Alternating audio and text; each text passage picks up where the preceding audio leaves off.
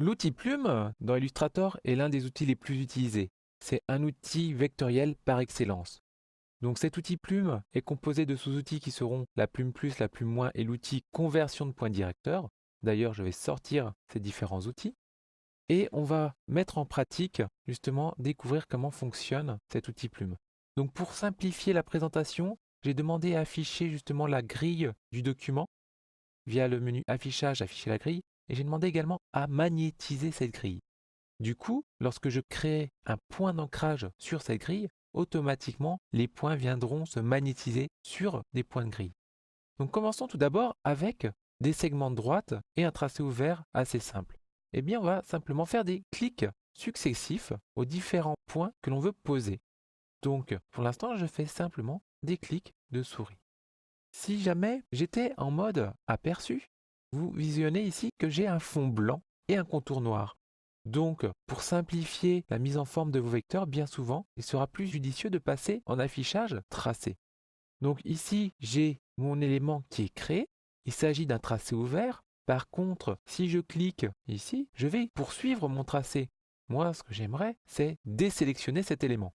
Donc pour ceci, la meilleure solution, la plus rapide en tout cas, serait d'appuyer sur la touche commande. La touche commande va vous permettre de récupérer le dernier outil de sélection utilisé. En l'occurrence, ici, il s'agissait de la flèche noire. Donc une fois que vous avez appuyé sur commande, vous cliquez n'importe où sur le plan de travail pour désélectionner votre tracé et ainsi passer à un tracé suivant. Donc ici, je refais le même principe de clics successifs et pour l'instant, je vais m'arrêter à cette étape. Et du coup, à cette étape, je vais voir que pour l'instant, j'ai un tracé ouvert. Je l'ai désélectionné. Et si vous regardez le pointeur, lorsque je me rapproche d'un point de tracé ouvert, j'ai une barre oblique qui apparaît. Ceci signifie que si je clique de nouveau dessus, je vais poursuivre le tracé qui est existant. Et puis, si je viens sur l'autre extrémité, à ce moment-là, vous allez faire apparaître un petit rond. Ce rond signifie que vous allez fermer votre tracé. Donc là, j'ai bien créé un tracé fermé. Nous allons voir maintenant ce type de tracé. Il s'agit en fait de faire un mélange entre des segments de droite et des courbes. Donc pour les segments de droite, pas de problème, on fait des clics simples.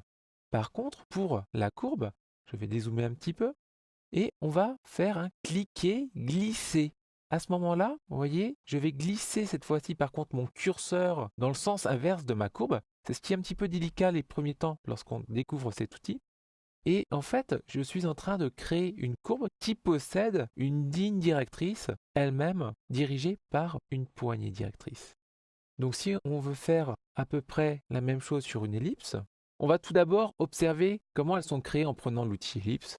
On va tirer une ellipse et puis on va demander justement peut-être à afficher directement les différentes poignées. Donc là, je vois que mon ellipse est composée de 4 points d'ancrage. Eh bien, à l'aide de mon outil plume, que je vais appeler par son raccourci P comme plume, je vais pouvoir faire un cliquer-glisser dès le premier point pour définir justement la longueur des courbes. Et je vais recréer comme ceci, par des cliquer-glisser successifs, les différentes courbes. Et à ce moment-là, je crée bien mon ellipse.